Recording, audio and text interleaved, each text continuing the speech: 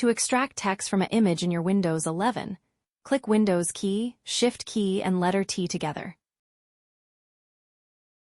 Now, the text extractor will be activated.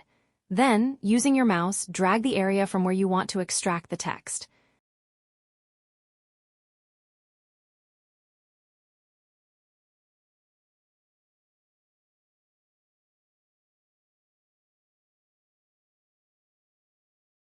Now, if you want to copy the complete text, click here, Copy All Text.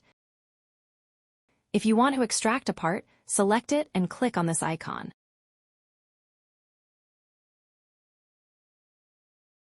Now, open a Word document or Notepad, paste it there. I hope this video will help you. Thank you for watching this video from TechBee.